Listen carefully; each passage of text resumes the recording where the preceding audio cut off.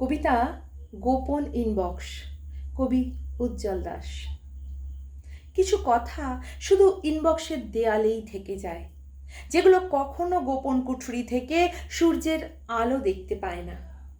এমন কিছু গোপন বাক্য বিনিময় হয় শত শত ইনবক্স জুড়ে, যাকে কখনো সর্বসমক্ষে আনতে পারে না সামাজিক মাধ্যমে বুঁদ হয়ে থাকা মানুষ। কি থাকে সেই গোপন দেওয়াল জুড়ে?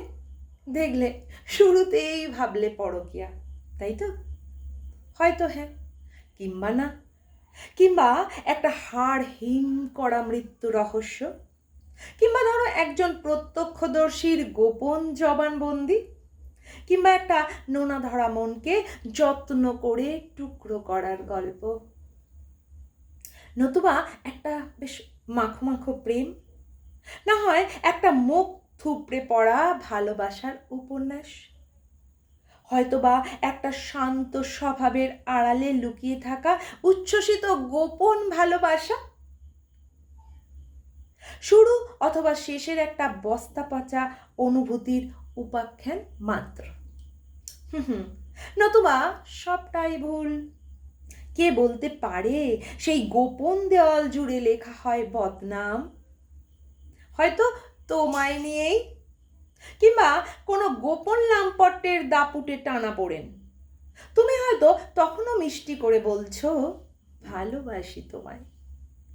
সেই প্রেম হয়তো সযত্নে কফিন বন্দি, অন্য কোনো গোপন দেয়ালের গায়ে মরিচিকা আঁকতে ব্যস্ত।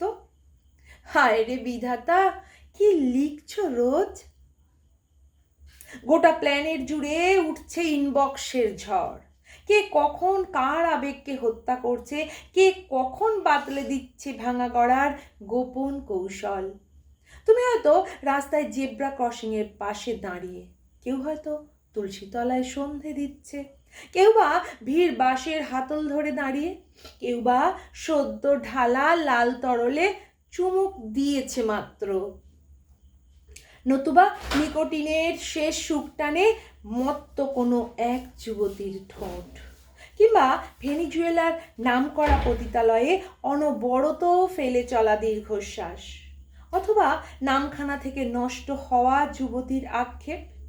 ইনবক্সের দেয়াল কিন্তু লিখে চলেছে তখনও, ইনবক্সের দেয়াল কিন্তু লিখে চলেছে তখনও গোপন বা মায়াবী, হয়তো চমকপ্রদ খবরের আশায়।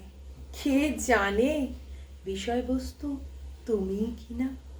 কে জানে বিষয়বস্তু তুমিই কিনা? ধন্যবাদ। কণ্ঠে আমি রুমকি।